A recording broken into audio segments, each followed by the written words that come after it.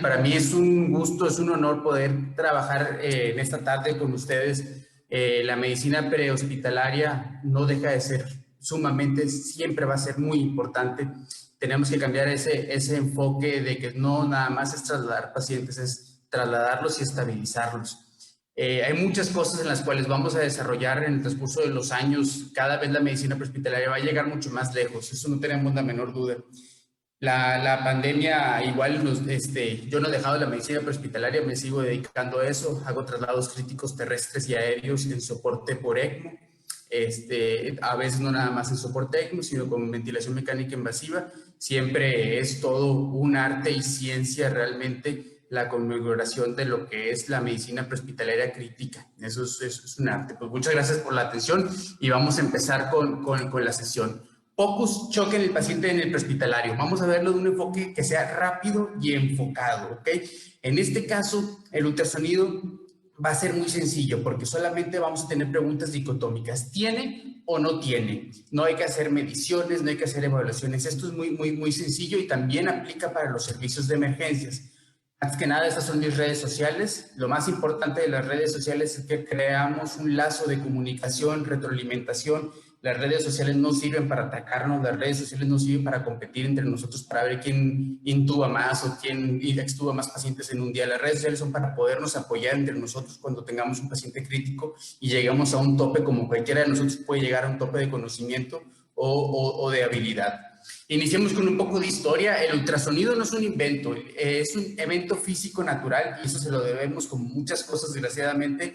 La otra cara de la moneda de las guerras es la tecnología y la innovación que terminan desarrollando. Entonces, el final de la Segunda Guerra Mundial fue la puerta de entrada para la aplicación en el campo médico. Voy a prender el láser. Perfecto.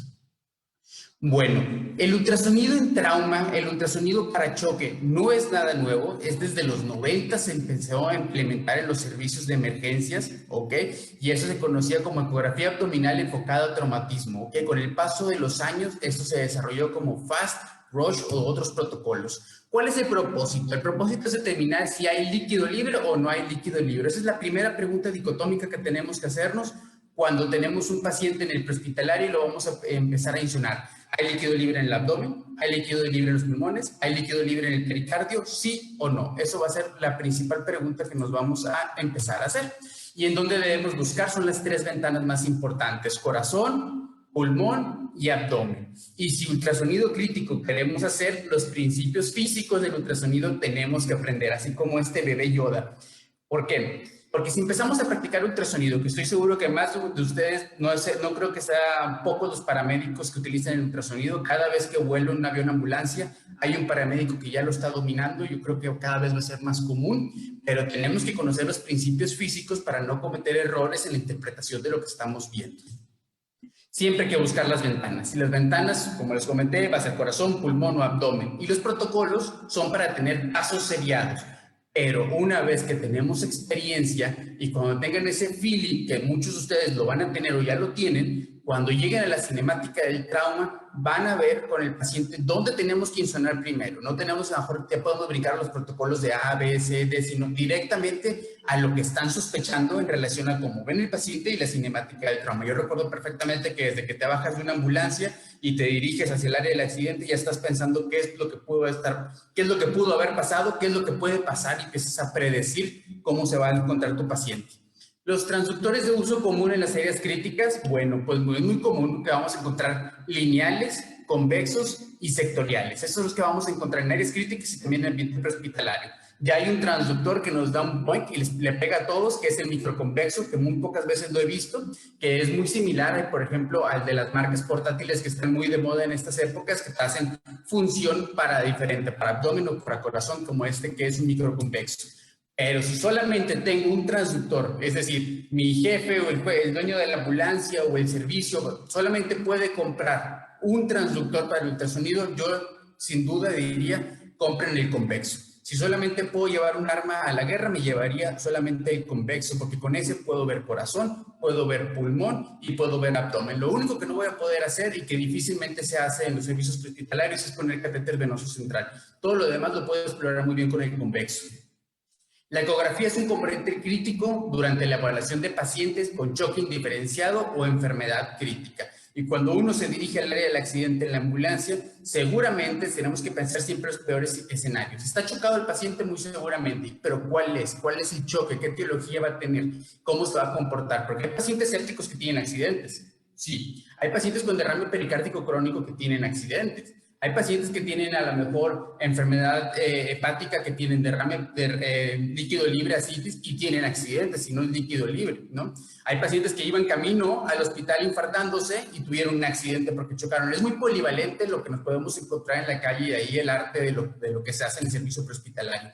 El objetivo de todo esto es dar con el blanco, para así identificar lesiones potencialmente mortales, poderlas referir desde un principio al servicio de emergencias donde se va a llevar el paciente, o por qué no, tratarlo desde ese momento. Si alguien tiene la capacidad como servicio prehospitalario y es paramédico completo formado y encuentra un derrame pericárdico y está chocado el paciente y es eso o la muerte, a lo mejor pudiera, ¿por qué no hacer la intervención desde el prehospitalario? Y más cuando pueden ser ambulancias que también son ambulancias medicadas o con telemedicina, o mejor aún, con un intensivista trabajando a bordo con ustedes hombro a hombro. A mí me gusta mucho, yo discierno mucho que mis pacientes, yo no dejo que vayan solos en la ambulancia. Siempre escojo el paramédico que va conmigo y yo, vamos juntos, ¿no? Hombro a hombro. Él me cuida la espalda y yo le cuido la espalda. Trabajamos en equipo perfectamente. Si yo no podría decir, es tu responsabilidad del paciente, llévalo a tal hospital y me avises cuando lleguen, realmente no puedo, ¿no? Porque también me tocó empezar desde paramédico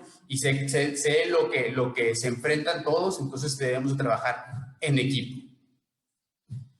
Protocolos hay muchos. En el área de medicina crítica, urgencias y servicios prehospitalarios, los protocolos para ultrasonido cada vez va a haber más. Y si se fijan, por ejemplo, en los motores de artículos más recientes como el PodMed, los últimos años que ponemos la palabra POCUS, que es Point of Care Ultrasound, ultrasonido enfocado a la cabecera del paciente, son exponenciales los números de artículos que día a día salen. Entonces, protocolos, siempre a alguien se le va a ocurrir hacer un nuevo protocolo. Entonces, no se preocupe por aprender tantos, solamente hay que tener el objetivo de qué es lo que queremos buscar. Así que para esta sesión, creo que el más conveniente que hablemos es del protocolo RUSH. Por sus siglas es Rapid Ultrasound Shock Hypotension. Es lo que buscar con el ultrasonido, la causa del choque y de la hipotensión. Y ese protocolo tiene una mnemotecnia que se llama HIMAP, como alta presión, donde la H, ok, se refiere a heart, a corazón, eje largo, y vamos a buscar en eje largo, eje corto y aplicar 4 cámaras. Es un ventaneo rápido express, que no vamos a hacer mediciones como cardiografistas, no vamos a hacer mediciones avanzadas, solamente insonar, como si pusieran el esteto, pero solamente como ultrasonido y ver cómo se mueve y qué es lo que está haciendo. Después, la AI viene por índice de vena cava, vamos a poner el transductor aquí en esta zona de la apófisis subfoides. Después la M es del espacio de Morrison, entonces vamos a evaluar el espacio de Morrison, el espacio esplenorrenal y la zona de la vejiga. Después viene la A, que es de aorta, la P, donde vamos a acabar con un ultrasonido pulmonar. Y con eso vamos a hacer un enfoque de qué es lo que sucede en el estado de choque del paciente. Por ejemplo, aquí tenemos este cuadro. Déjame movilizar la barrita. Tenemos este cuadro donde, bueno, por ejemplo, un paciente con derrame pericárdico lo vamos a encontrar con líquido libre que hace un colapso diastólico del ventrículo derecho. Vamos a ver, no sé cuánto colapsa, no sé cuáles son las dimensiones, no tengo la capacidad de medirlo, pero veo que el ventrículo derecho se pega y ahí te lo vamos a ver cómo, y está chocado el paciente, pues seguramente estamos hablando de un tamponade, ¿ok? Vemos un paciente que se encuentra chocado, no encontramos nada más que pérdida de deslizamiento pleural, entonces podemos sospechar altamente que es un neumotórax de atención, y un neumotórax de atención puede ser muy bien abordado desde el servicio prehospitalario. La medicina táctica de guerra, esa medicina prehospitalaria táctica, aborda a los pacientes con neumotórax desde el prehospitalario, no se espera llegar al hospital para resolver un neumotórax. Esa es la capacidad que todos vamos a llegar a tener y debemos tener. Falla ventricular derecha, no sé qué tiene, no sé cuánto mide, pero veo que el ventrículo derecho está muy grande, entonces estamos hablando de algo obstructivo, probablemente esa llamada de emergencias fue por una tromboembolia pulmonar. O vemos falla ventricular izquierda, el ventrículo izquierdo no se mueve bien, con una vena cava que está toda pletórica, que porque la vena cava está sometida a altas presiones y el ventrículo izquierdo, al estar disfuncional, congestiona todo de izquierda a derecha y se va a ver hasta la vena cava. Entonces podemos estar hablando de un choque cardiogénico, o a lo mejor No es así, pero está con disfunción ventricular, pero la vena cava tiene colapsabilidad, pues todavía podemos decir que no está en choque, pero está en falla, ¿ok? O en otros casos con la contracción normal, una contracción hiperdinamica. Si vemos ese ventrículo izquierdo hiperdinámico, como lo vamos a ver en las próximas imágenes, y aparte vemos líquido libre, pues el paciente está chocado, hipovolémico, o vemos hiperdinámico y luego vemos una aneurisma de la aorta, vamos a decir que el paciente está hipovolémico porque es un choque hipovolémico hemorrágico por ruptura de un aneurisma roto, ¿ok? Muy bien, en la neumotenia H, cuando hablamos del corazón, la evaluación del corazón incluye 4 vistas, es lo principal, para externar largo, para external corto, corto apical de 4 cámaras, subsifoidea, subcostal. Y los 3 elementos principales a evaluar. Aquí esto es sencillo. Es función o contractibilidad, que más bien vamos a ver movimiento del ventrículo izquierdo. Disfunción ventricular derecha o si tiene derrame pericárdico con o sin evidencia. No estamos hablando de nada de mediciones avanzadas de ecocardiografista o de medicina crítica. Solamente tiene o no tiene, y eso se vuelve muy sencillo. Así es como yo abordo a los pacientes en choque. En pacientes en choque yo no me pongo a hacer mediciones, ni me pongo a andar indagando la mitocondria P24 y a lo mejor tiene la fibra, no. En urgencias, en el momento agudo, en el protocolo es, tiene o no tiene, que resuelvo, que no resuelvo, ¿no? Es rápido. El subsifoideo 4 cámaras es la ventana express, lo que vamos a poner el transductor en la región subsifoidea con el marcador hacia el hombro izquierdo del paciente o hacia la cama del paciente y vamos a tener esta ventana. Aquí vamos a ver aurícula izquierda, aurícula derecha, ventrículo derecho, ventrículo izquierdo y aurícula izquierda. En esta imagen podemos ver un subsifoideo, ¿ok? 4 cámaras, normal. Se ve que la aurícula derecha se mueve bien, el ventrículo derecho tiene colapsabilidad, igual el ventrículo izquierdo, la aurícula. Aquí es la zona donde deberíamos ver el paciente que tiene un taponado del derrame pericárdico, pero vemos que se encuentra libre, podemos decir que todo está bien en ese sentido en el ventaneo, ¿no? Estas imágenes que les pongo con las flechitas, no confundir que son los músculos papilares de los músculos papilares o los tendones de las válvulas auriculoventriculares que son hiperecoides.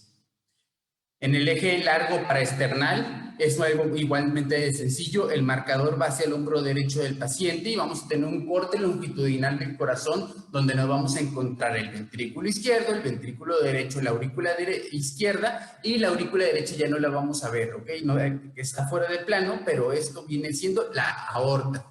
Como en este ejemplo, es un eje largo. Podemos decir que un buen eje largo es cuando el septum se encuentra horizontalizado y el ápex del ventrículo izquierdo no se ve, queda amputado. En ese momento decimos es una buena ventana. Algo muy sencillo, ponen el transductor, lo ponen viéndose el hombro derecho y van a tener esta ventana. Y yo no necesito saber mucho de ecocardiografía para decir que ese corazón se mueve bien. El ventrículo derecho no se ve más grande, el ventrículo izquierdo está normal, la aurícula izquierda aquí está, no veo ningún trombo, no veo zonas que sean diferentes, no veo derrame pericárdico, todo bien por ese lado. Después nos vamos a ir al eje corto para external. En el mismo punto donde nos encontramos, en el eje longitudinal, solamente vamos a girar en contra de las manecillas del reloj y nos vamos a encontrar ahora sí hacia el hombro izquierdo y vamos a tener un corte transversal del corazón, donde este es el ventrículo izquierdo, sus músculos papilares y el ventrículo derecho. Como en esta imagen, aquí tenemos un ventrículo izquierdo que se mueve bien, un septum que está redondito como debe ser, igual que toda la circunferencia del ventrículo izquierdo, y el ventrículo derecho no se ve más grande que el izquierdo, no se ve más desplazado, se ve todo en orden. Ok, el apical 4 cámaras, solamente nos vamos a recorrer hacia el choque de punta, ponemos el transductor en el choque de punta y el marcador viendo hacia la cama del paciente y nos vamos a encontrar esta imagen. Se llama 4 cámaras porque podemos ver bien las 2 aurículas y los 2 ventrículos, ventrículo derecho, aurícula derecha, ventrículo izquierdo, aurícula izquierda. ¿Ok? En esta imagen dinámica podemos ver cómo el ventrículo derecho se mueve bien, el ventrículo derecho izquierdo se ve más grande que el derecho como debe ser, aurícula derecha, aurícula izquierda, yo veo que el septum se mueve bien, no se desplaza, el BD no es más grande que el BI, no veo nada de derrame pericárdico, se mueve bien el corazón, el problema no va a ser bomba, por lo menos mi paciente chocado o politraumatizado está bien en el sentido de bomba. De las mnemotecnias de HiMAP, y seguimos con la H de Heart, corazón, sigue la función ventricular izquierda. La función del ventrículo izquierdo se puede evaluar en las 4 proyecciones, en las que hemos visto ahorita, pero puede medirse, existe una manera de medirlo, sería la única medición que podrían hacer, que está justificado, que tiene mucha correlación para sacar la FEV, ¿ok?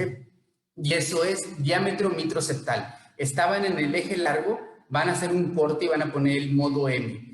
El diámetro mitroseptal habla de la distancia de la válvula mitral al septum en sístole o en diástole. Se va a empezar a mover, ¿no? Si el valor normal es menor de 7 milímetros, si el valor es mayor de 7 milímetros, podemos decir que la FEBI ya está por debajo del 50%. Y cuando está mayor de 20 milímetros, o sea, 2 centímetros, la FEBI ya es menor del 30%. Entonces tú puedes decir, muy bien, en la sala de emergencias al abordar el paciente se encuentra chocado, le hicimos un diámetro mitroseptal y tenemos las características de que ese paciente puede estar en falla de bomba, choque cardiogénico, por esto y el otro. Tan sencillo que el urgenciólogo tiene la obligación entonces de corroborar lo que vieron ustedes como una causa de choque. Y el ejemplo es aquí, por ejemplo, esta se encuentra a 0.7 centímetros, o sea, 7 milímetros de distancia mitroseptal. Diríamos que el paciente no tiene problemas de disfunción de bomba izquierda. El ventrículo izquierdo se encuentra funcionando bien. Pero en este caso, vemos un mitroseptal de 2 centímetros, donde es muy, muy amplio. Vemos el pico de la mitral, este es el septum, está muy separado esa medición. No sé muy bien qué es lo que tenga, pero te puedo asegurar que ese ventrículo izquierdo no está funcionando bien, puede ser choque cardiogénico. Entonces ya te puedes dirigir. Y si no nos quedó claro, y hay que explicarlo a lo mejor en ambiente norteño, pues miren, aquí en Monterrey tenemos el Cerro de la Silla, ¿no? Esta es la E, que es igualito que la E. Y cuando va a llover, se le pone un sombrero. Y dicen que si el Cerro de la Silla tiene sombrero, aguacero seguro. Entonces, a nosotros nos gusta eso, que llueva, porque en Monterrey llueve muy poco. Podemos decir que tiene una buena función sistólica. Estas son las nubes, este es el Cerro de la Silla, buena función sistólica. Pero cuando las nubes se separan de la onda del Cerro de la Silla, entonces es mala función sistólica, no va a llover. Entonces, aquí es donde el paciente pierde función sistólica. El otro, nemotecnia corazón con función ventricular izquierda. Ok. Para el examen Rush, generalmente buscamos dividir la función del VI en categorías amplias, ¿ok? Que incluye si está hiperdinámico, normal o disminuido. Y con un enfoque mucho menor en la fracción de eyección. No nos preocupa la fracción de eyección. Muchos de ustedes hemos escuchado que a los cardiointensivistas o a los cardiólogos les gusta mucho decir cuál es la FEBI. En este enfoque no nos importa saber cuál es la FEBI, realmente no tendría un valor significativo, ¿ok? Solamente saber si se mueve mucho, se mueve poco o se mueve normal, ¿ok? En general, algunos hallazgos rápidos que indican una función del VI disminuida incluyen tamaño de la cámara del ventrículo izquierdo, que no disminuye en aproximadamente 1/3, miocardio que no se engrosa durante la sístole. Cada vez que hay contracción, el movimiento que se ve en el ultrasonido se debe de engrosar el septum y las paredes del ventrículo. Y la valva anterior de la válvula mitral no se acerca al tabique durante la diástole, lo que vimos. La válvula mitral no le pega al tabique, apenas si se mueve así, hay disfunción ventricular. Corazón hiperdinámico, donde se pueden ver las paredes del ventrículo colapsado y tocándose casi por completo durante el pico del sístole. Es decir, si yo veo un ventrículo izquierdo que hace esto, se abraza y se pega por completo, hay mucho que pensar. A ese ventrículo le falta volumen, hay que reanimarlo con líquidos en lo que se resuelve el estado de choque o puedo saber qué es lo que sucede mientras. ¿Okay? Ventrículo derecho y ventrículo izquierdo. Vamos a hablar de contractibilidad. Aquí no hay menor duda de que está disminuido, ¿no? El ventrículo izquierdo no engrosa, no se mueve, no se contrae. Entonces podemos decir que ese es un eje corto, ¿ok? Con disfunción del ventrículo izquierdo. En este caso, en un eje de apical 4 cámaras, vemos que son los biventriculares apenas si se contraen uno del otro. Vean esta pared y esta pared, están separadas por completo y entre sístole y diástole casi no varía. No hay mucho que pensar, no tenemos que ser muy, muy avanzados en ecocardiografía para decir que ese ventrículo no se está contrayendo como debería contraerse. ¿Ok? Aquí lo estamos viendo en esta imagen de misma manera, ¿okay? Vemos el ventrículo hecho un eje largo, vemos el ventrículo derecho con el ventrículo izquierdo y vean esta mitroseptal. Eso es lo que les comentaba. Si este fuera el cerro del septum, que viene siendo las nubes, y aquí estuviera la punta del cerro de la silla, vean todo lo separado que está. Si yo pongo aquí en modo M, esto va a medir más de 2 centímetros, ¿no? Más de 20 milímetros, y aquí podemos llegar a pensar que es una disfunción ventricular izquierda con una FEBI por lo menos menor del 20%. Es un paciente en choque cardiogénico puro. O todo lo contrario, ¿qué tal si nos encontramos un ventrículo derecho colapsado, un ventrículo izquierdo muy colapsado, donde apenas si se llena, está taquicárdico, no tiene tiempo para llenarse lo suficiente, y lo poquito que se llena lo exprime por completo, y entonces tiene golpeteo entre las paredes. Aquí seguramente este ventrículo izquierdo que se encuentra hiperdinámico es porque le falta volumen al paciente. De misma manera, lo vemos en un eje largo, ese es el eje largo donde estamos con el marcador hacia la derecha del paciente y apenas se alcanza a ver la luz del ventrículo izquierdo. Técnicamente se la pasa colapsado porque no hay volumen de precarga que pueda dilatar ese ventrículo para la fracción de eyección, ¿ok? Esta es la válvula aórtica, la que se ve que es un movimiento hiperdinámico en esta zona. Posterior tenemos otro signo muy clásico que se llama el signo del beso papilar. Aquí vemos en un eje corto cómo los músculos papilares están dando un beso en cada latido. Entonces es el signo del beso papilar. Y si los papilares andan besocones, seguramente están deshidratados, le falta líquido al paciente, le falta una reanimación con cristaloides porque es un estado de choque probablemente en el ambiente prehospitalario o es hemorrágico o no es hemorrágico, ¿no? Difícilmente a un paciente en el ambiente prehospitalario te lo vas a encontrar sobre reanimado, que es la contraparte a esto, ¿no? Eso normalmente sucede en el ambiente hospitalario, los pacientes que sobre reaniman. Seguramente en el prehospitalario, al menos que no tenga una patología de base o que no esté tratado en casa por un médico, la mayoría de ellos van a ser de reanimados, les hace falta volumen, ¿ok? En la mnemotecnia para la función ventricular derecha, el ventrículo derecho es una cámara de baja presión, hay que recordar eso, es baja presión y parece pequeño en comparación con su contraparte del lado izquierdo. El ventrículo derecho normalmente abraza el izquierdo y hace como un efecto de media luna. Hay que recordar que si yo en mi corazón me lo saco, lo quito y lo desenredo, es una gran arrachera, no es una gran banda muscular. Entonces la interdependencia de los dos ventrículos es importante. Lo que le sucede al izquierdo le afecta al derecho y viceversa. En la disfunción ventricular derecha, las principales hallazgos que buscamos son dilatación del BD y arcamiento del septum. El septum se desplace hacia el ventrículo izquierdo. En el eje corto, resultado con apariencia en forma de D del ventrículo izquierdo. Ahorita van a ver ese signo que tienen que aprenderse muy bien y lo pueden detectar desde el prehospitalario, que es el signo de la D. Y en las vistas apicales de las 4 cámaras, si las cámaras parecen del mismo tamaño, se considera anormal y dilatado, ¿ok? Las cámaras no pueden medir lo mismo. Si miden lo mismo, está dilatado. Y si está dilatado, hay que ver por qué está dilatado. El famoso signo de McConnell, que puede describirse como hipocinesia de la pared libre del ventrículo derecho con preservación apical. Lo vamos a aprender, no se preocupen. Y tenga cuidado al adquirir la vista apical de 4 cámaras. Si esta está fuera del eje, puede acortar el ventrículo derecho. Uno de los problemas del ventrículo derecho es que cuando empezamos a hacer ecoscopía, empezamos a infraestimar o sobreestimar al ventrículo derecho. Por eso, practiquen, aunque el paciente esté estable y ustedes tienen su ultrasonido o entre ustedes mismos compañeros o con mucho gusto, si se encuentran en la ciudad de Monterrey, con mucho gusto les puedo dar sesiones presenciales. Lo que vamos a hacer es practicar día a día. Yo lo practico a diario, todos debemos de practicarlo a diario porque podemos hacer subestimaciones o infraestimaciones o sobreestimaciones de los pacientes y cometer graves errores. Porque acuérdense también una cosa, una herramienta en manos equivocadas se convierte en un arma, ¿no? Entonces hay que aprender a utilizarlo. Un error común es asumir que los signos de disfunción del ventrículo derecho provienen de un proceso agudo como la embolia pulmonar, y hay pacientes en la calle con hipertensión pulmonar crónica, ¿ok? Que no son pacientes que hayan hecho un TEP agudo en la calle y a lo mejor podemos tener las manos calientes si la ambulancia es medicada y andamos trombolizando tromboembolias pulmonares en la calle, ¿ok? Respecto a la función ventricular derecha, hay que tener cuidado al adquirir la vista apical de 4 cámaras. Si esta está fuera del eje, puede acortar el ventrículo derecho y pasar por alto de la dilatación del ventrículo.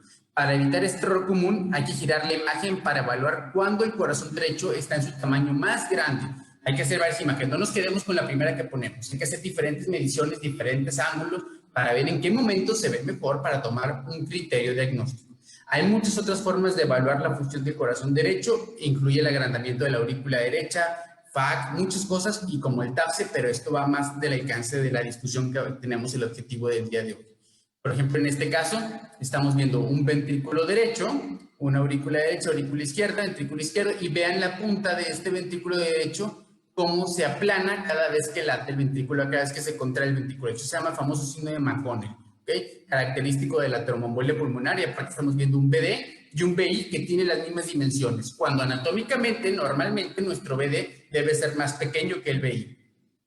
O pueden tener también la suerte de encontrar un trombo en tránsito. Cada vez que veo un trombo en tránsito, no puedo, a lo mejor no son de mi misma generación, pero yo no puedo dejar de pensar en esta película de Florby. Entonces vemos un trombo en tránsito, ¿ok? Y aparte, la punta se ve el signo de McConnell. Entonces ustedes pueden desde el prehospitalario decir, Se trata de un trombo en tránsito ya con datos clínicos y ultrasonográficos de tromboembolia pulmonar al momento de llegar a la sala de emergencias. El signo de la D, cuando estamos en un eje corto, vean lo que le sucede al ventrículo izquierdo, pongan atención aquí. Este es el septum y esta es la pared infralateral, ¿ok? Normalmente se acuerdan que habíamos visto que era redondito, vean lo que sucede. Se aplana y forma una D o una boca de payaso. Y esto sucede por una tromboembolia pulmonar porque la presión del ventrículo derecho empuja el septum hacia el ventrículo izquierdo y esto es lo que choca a los pacientes. Por eso es el signo de la D o boca de payaso, de ya te cargó el payaso y seguramente algo va a salir muy mal con ese paciente. Así que a correr a la sala de emergencias porque ese paciente tiene que ser trombolizado sí o sí. La neumotecnia de H y corazón entamponado. La presencia de un derrame circunferencial sugiere un posible taponamiento. Ojo, ¿se pueden encontrar pacientes con derrame pericárdico? Sí. Y que no estén chocados también. Y que no tengan que ver nada por el estado de trauma también o por el estado patológico del motivo de la llamada. Pacientes con lupus, pacientes con artritis, andan caminando por la calle con derrame pericárdico. Aquí lo importante es que el derrame pericárdico sea lo suficiente para que provoque un colapso diastólico del ventrículo derecho y que tú veas que por signos el paciente está chocado. ¿Ok? Hay que recordar que un derrame por sí solo no necesariamente representa un taponado.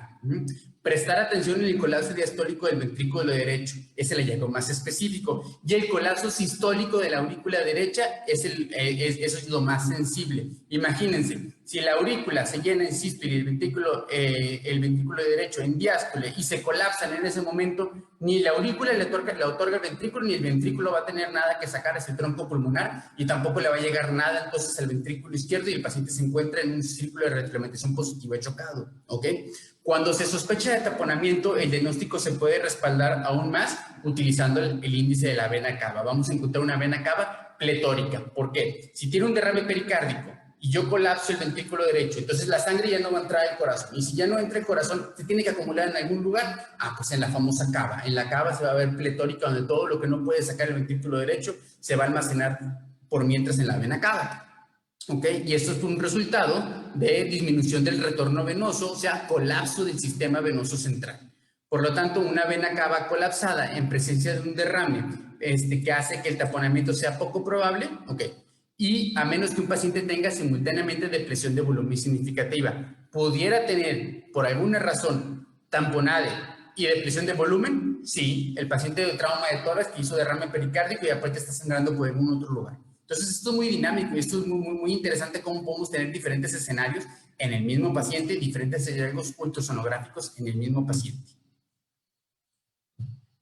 Como por ejemplo en esta imagen, aquí lo que les estoy señalando es, normalmente la sangre dentro de los ventrículos es hipoecoica, que es oscuro, es hipoecoico, es oscuro. Y si veo esto, está fuera de los ventrículos, entonces está en el pericardio y está hipoecoica y el paciente acá tiene un traumatismo de tórax, eso es derrame pericárdico hasta no demostrar lo contrario. Este paciente se le puede hacer una punción desde el servicio prehospitalario si tiene la capacidad o va alguien con cédula para hacer procedimientos acompañado de ustedes, se debe hacer desde el prehospitalario porque muchos pacientes han llegado a las salas de emergencias ya sin signos vitales por algo que pudo haber sido resuelto por falta de capacidad de entrenamiento desde la calle. Y no hay que decir que eso no puede suceder. Caray, hace un año y medio estuvimos dos estuvimos en Francia, estuvimos con las ambulancias, seguramente ustedes conocen SAMU, las ambulancias SAMU ponen ECMOs en la calle.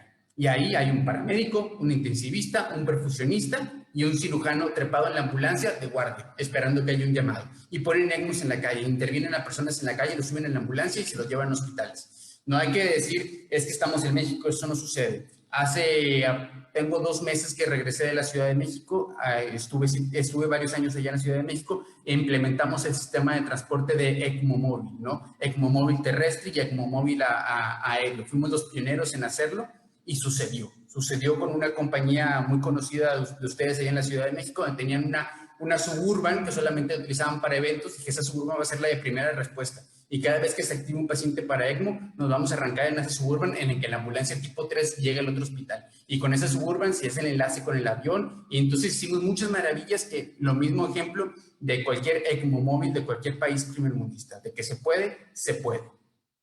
De las enemotenias sigue la I, que es la vena cava, ¿no? Las proyecciones de la vena cava inferior complementan las proyecciones cardíacas y deben ser parte rutinaria de todas las evaluaciones ecocardiográficas de cabecera. ¿Okay? El tamaño de la vena cava inferior y las variaciones respiratorias se utilizan para estimar la presión de la aurícula derecha y la precarga del bebé. La vena cava es el reflejo de las presiones de precarga del ventrículo derecho, para entenderlo en pocas palabras. ¿Okay? Y para nosotros solamente va a existir 3 maneras de interpretar la vena cava: como normal, pletórica, es decir, muy ancha, o colapsada. En el subsifoideo vena cava, lo que vamos a hacer es que el marcador, así como teníamos el subsifoideo 4 cámaras, que era el marcador viendo a la izquierda del paciente, lo único que vamos a hacer es girarlo en contra de las manejillas del reloj, se va a encontrar a las 12 horas, y vamos a abrir la vena cava inferior. Esta aquí es como se observa. ¿Okay? Lo normal es una vena cava con un diámetro máximo entre 1.5 y 2 que colapsa con las variaciones respiratorias. ¿Cuánto colapsa? La variabilidad, que si hay que medirla, eso es un error. No hay que medir la vena cava, solamente tienes que tener las características de que si colapsa o no colapsa y si es mayor o no es menor de 2 centímetros. Pero no hay que medir en modo M y hacer índices y variabilidades, porque eso nada más va a provocar muchos sesgos.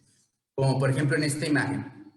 Tenemos una vena cava que colapsa. Si el paciente no está taquicárdico y no está chocado y vemos ese colapso de vena cava, vamos a dejarlo así. No hay que sobrereanimar a ese paciente, no hay que pasarle cristaloides. Si ahorita los 545 invitados que estamos participando en esta plática nos hiciéramos una vena cava, seguramente vamos a encontrar que la mayoría está como la de este video, donde se ve que colapsa. Okay. Pero si alguno de nosotros por alguna razón ahorita está enfermo y está deshidratado y tuvo diarrea o tuvo vómito y aparte está taquicárdico y veo eso, bueno, a ese paciente por la convulsión de lo que veo y los signos vitales, a lo mejor sí necesita una precarga. Okay. ¿Qué es pletórica? Es muy fácil identificar cuando se encuentra pletórica, como en esta imagen. Aquí está la velocidad, las presiones de llenado del ventrículo de hecho son tan amplias que se ve un poco de distorsión de la sangre, ¿no? Ese es el efecto de distorsión. Y eso es alguna vena cava que está sometida a muy altas presiones, tan altas que ve la vena hepática como se ve toda congestionada, igual la vena porta. ¿Cómo podemos decir que está pletórica? Porque suele medir más de 2 centímetros y no tiene variabilidad con los ciclos respiratorios. Colapsada, una vena cava colapsada puede ser menor a 1.5. ¿Okay? Si la vena está colapsada, la vena cava está colapsada, pero el paciente no está chocado, monitorizo. Si la vena está colapsada y el paciente está chocado, reanimo, ¿ok? Hay que tener muy bien importante ese algoritmo en la mente. De la vena cava, asegurarse de medirla ella y no la aorta, porque puede haber errores cuando empezamos a practicar y lo que estamos midiendo son aortas. Se encuentran muy juntas, por lo que es mejor observar cómo la vena cava se vacía hacia la aurícula, identificarla, no verla en un tramo en el que yo no tenga de vista la aurícula, porque puede ser que esté viendo la aorta, ¿ok? Y hay que identificarla, que muchas veces, digo, normalmente lo que vas a ver es que las venas hepáticas desembocan en la vena cava y ese es tu punto de referencia anatómico para decir que si estás viendo cava y no estás viendo aorta. Puedes hacer uso de otras herramientas como el Doppler pulsado para ver si pulsa o no pulsa. La vena cava no debe pulsar, obviamente la aorta sí. Medir la vena cava inferior demasiado cerca del diafragma puede dar una medición inexacta, ya que el diafragma abrirá y cerrará en cada movimiento de la vena cava, ¿ok? Se recomienda que sea entre 2 y 4 centímetros de la unión cavo-auricular inferior donde podamos medir la vena cava. Y importante, este es un cilindro, la vena cava es un cilindro, es ovalado, ¿no? Es entre cilindro y ovalado. Hay que estar seguros de que estamos en la parte donde se ve lo más amplia, porque no es lo mismo que yo la mida a esta zona que la mida en esta zona, ¿no? Sin modo M, solamente sin modo 2D. Si aquí la mido, la voy a subestimar. Si la mido aquí y aparte mi ángulo, la voy a sobreestimar. Entonces hay que tener mucho cuidado también con eso. Sitio clásico donde insonamos, aurícula, de 2 centímetros a 4, ponemos el transductor y ahí podemos medir la vena hepática, ¿no? El error clásico número 1, la angulación nos va a subestimar nuestra medición. Es más común subestimar que sobreestimar. Y si nosotros subestimamos, ¿qué creen que vamos a hacer? Darle de más cristaloides y Harman en el paciente. Es algo que sí manejamos mucho desde la ambulancia, sin importar si somos paramédicos, enfermeros o médicos, utilizamos muchos cristaloides también desde la ambulancia. Y hay que recordar que tanto Harman como solución fisiológica es un fármaco como tal y hay que tener cuidado con eso. El otro error clásico, como quedamos, es que insonamos la aorta en vez del lugar de la vena cava. Por ejemplo, aquí podemos ver que lo que estamos insonando es la aorta y cómo nos podemos dar cuenta porque no se ve la desembocadura de las venas hepáticas y por acá no se ve la aurícula. La mnemotecnia de la M es del espacio de Morrison, ¿ok? Donde ya nos vamos a pasar al abdomen. Este examen se ha vuelto omnipresente para la evaluación de pacientes traumatizados. A todos nos gusta hacer el FAST, ¿ok?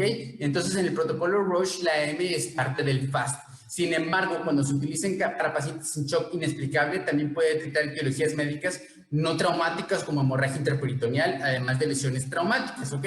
Las posibles etiologías de la hemorragia intraperitoneal incluyen embarazos ectópicos rotos, rotura de vasos sanguíneos, intraabdominales, aneurismas, tumores sangrantes, complicaciones quirúrgicas.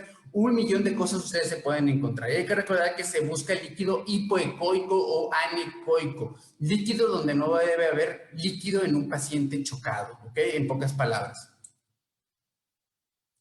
¿Y cómo vamos a empezar? Utilizamos el transductor convexo, nos vamos al flanco derecho del paciente, el marcador hacia arriba del hombro y vamos a tener aquí el hígado y el riñón. Este es el espacio de Morrison que virtualmente no debe de haber líquido. Ese es el lugar más sensible. De hecho, se menciona en la literatura que hasta 20 mililitros de líquido libre se van a poder detectar en esa zona y la zona por declive anatómicamente donde primero se va a ir antes de irse al espacio del flanco izquierdo, ¿no?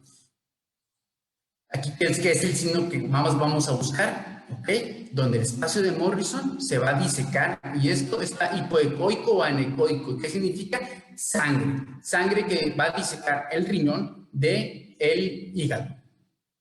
En esta imagen podemos ver cómo, vean, al principio se ve normal, pero seguimos descendiendo y se ve disecado. Por eso es muy importante que no nada más pongamos el transductor en flancos, así rápido, flancos, no. Donde lo ponemos, hacemos un movimiento sobre ese mismo flanco, ¿no? Porque podemos encontrarnos que a lo mejor apenas es muy incipiente y aquí este derrame pericardial, este derrame en líquido libre en el abdomen, solamente se encuentra en la región más basal y más posterior. Entonces hay que hacer una buena exploración. En el flanco izquierdo es la región perisplánica. Aquí tenemos el vaso y tenemos el riñón. Lo que vamos a buscar es que no esté disecado. Lo que encontramos desgraciadamente en los pacientes politraumatizados en lesión esplénica es áreas hipoecoicas como esta donde diseca el riñón del vaso. Todo esto es sangre. En esta imagen se puede ver cómo aquí se empieza a ver disecado. No esperen ver imágenes del libro en todos los pacientes de trauma, en todos los pacientes críticos en el prehospitalario. Hay que ir desarrollando, también depende mucho de la calidad del ultrasonido que estemos utilizando. Hay que acostumbrarnos a ver imágenes malas para que sea más sencillo para nosotros. Aquí es una imagen muy mala, pero en momentos en ventanas, en los cambios de ciclo respiratorio, se alcanza a ver líquido libre que diseca el riñón del vaso. La ventana retrovesical, eso es para ver alrededor de la vejiga, ¿ok? Lo que queremos encontrar es una vejiga íntegra con contenido de orina y que se ve que no está disecado. Lo que no queremos encontrar, malo para el paciente, bueno por haberlo detectado y haber dado la referencia a los servicios de emergencias, es líquido libre por detrás de la vejiga o por delante. Aquí tenemos líquido libre paravesical, ¿no? Que se ve en un eje, entonces decimos que tiene trauma abdomen con líquido libre paravesical. Aquí se ve en este video cómo se va disecando y todo esto es líquido libre. La mnemotecnia de la A es la aorta, ¿no? Y la patología de la aorta debe considerarse en el paciente shock indiferenciado con dolor abdominal o de espalda. Típico viejito, persona de la tercera edad, de aproximadamente 65, 70 años, que es fumador crónico, empezó con un dolor abdominal muy intenso y de repente te hablan porque está chocado. Ese paciente hay que ir a ver la aorta definitivamente, ¿no? Aorta normal mide 3 centímetros y cualquier aorta que mida por arriba de 5 centímetros en cualquier nivel justifica la consideración de ruptura aguda en el contexto clínico apropiado, paciente chocado. ¿Okay? Las vistas de la aorta deben obtenerse al menos en 4 niveles con énfasis en la aorta infrarrenal. ¿Por qué? Esta es la zona más común de los aneurismas rotos, por debajo de los riñones. ¿Okay? Las mediciones se realizan en orientación transversal y se realizan mejor con una sonda convexa. Con el transductor que les dije, con el que me iría a la guerra, con ese también podemos ver aorta, ¿ok? Y hay que hacerlo desde arriba hacia abajo, vas aplanando. Si hay mucho gas abdominal, hacer un poquito de presión hacia el abdomen. Si el dolor es intenso, pues nos limitamos a no hacerlo, ¿no? Si es posible, hacemos un poquito de presión para el gas distribuirlo hacia los costados, que quede la aorta por el medio y la vas explorando hasta que veas zonas aneurismáticas. Como en esta imagen, de corte sagital, perdón. Aquí estamos viendo una imagen donde está la aorta y podemos ver que es un corte sagital, pero vean toda esta lesión que la conlleva, como si tuviera una cabeza así muy grande como de alien. Bueno, todo esto es un aneurisma de la aorta, todavía no está roto pero es lo suficiente para poder chocar o causar mucho dolor al paciente. Esta es la luz de la aorta y todo esto es la zona aneurismática. En este caso es un corte sagital en la aorta donde vemos que de hecho, aparte de que tiene un aneurisma, ya se ve con un trombo en su interior, ¿no? Hay trombos alrededor de, la luz está reducida, entonces el riesgo de ruptura, o si no es que ya está roto, es alto, ¿no? Y aquí estamos viendo una aorta con aneurísmica, aparte con disección. Esta, que la vemos, es la luz falsa y la luz verdadera de la aorta. ¿Okay? Aquí estamos viendo la aorta como tiene su luz verdadera y esta es su luz falsa. Eso es un riesgo de ruptura inminente. La nemotenia de la aorta, el trombo aórtico puede ser difícil de discernir y puede aparecer como una aorta de calibre normal, ¿ok? Que conduce a un escaneo falso negativo de la aorta, ¿ok? Hay que tener cuidado cuando la vemos. Las mediciones realizadas en el plano longitudinal pueden ser descentradas y dar lugar a un escaneo falso negativo. Aquí irlos por el medio del abdomen detectándola bien y centrarla en la imagen. Hay que medirla en el plano transversal para asegurar la evaluación en el punto del diámetro máximo. Siempre las mediciones en plano transversal. Los gases intestinales pueden dificultar la adquisición de imágenes. Un poquito de presión para distribuir el gas siempre y cuando la clínica y el dolor del abdomen del paciente lo permitan. ¿Okay? Asegurarse de estar midiendo la aorta y no la vena cava inferior. Puede suceder todavía también en niveles más inferiores. De la nemotenia, vamos a pasar del HiMAP, vamos a pasar a la P, que es la P de pulmonar.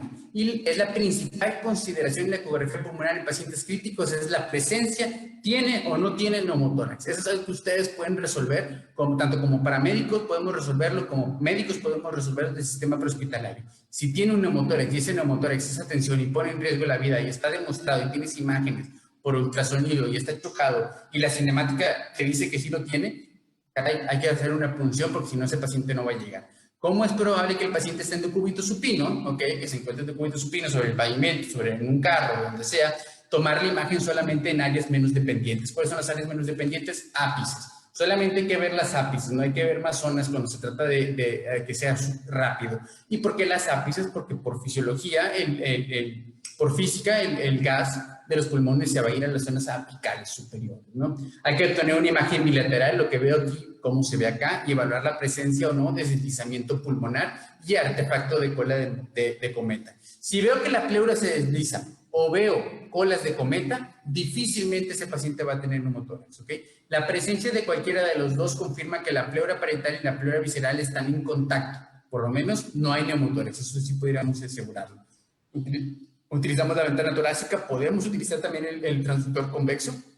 Y aquí estamos viendo la P, esta es la pleura. Vean cómo la pleura está hiperecóica y tiene líneas en cometa. Yo no sé qué tenga este paciente, pero sí te puedo asegurar que neumotórax mínimo no lo es. ¿Ok? Lo primero que debemos de localizar es el signo del murciélago. El signo del murciélago, o algunas personas o los españoles le llaman el signo del avestruz. Acuérdense que esto es imagenología y lo que cada quien fumó se lo puede imaginar. Entonces aquí vemos cómo le dicen avestruz porque es un ojo, otro ojo y el pico del avestruz, ¿no? Otro es el murciélago porque estas son las alas de Batman. Pero en fin, solamente hay que identificar que estas son las costillas, ¿ok? Y esta es la pleura. Aquí vemos cómo se desliza y vemos si nacen líneas B o no nacen líneas B. Y los signos clásicos más buscados es el A, B, C. Este A es el signo de la playa. Y si yo estoy en la playa, todo está bien. Significa que esta es la playa y esta es la arena y este es el mar. Si hay ese signo de playa, todo está bien. Cuando estamos en la playa es porque todo está en orden y tranquilo.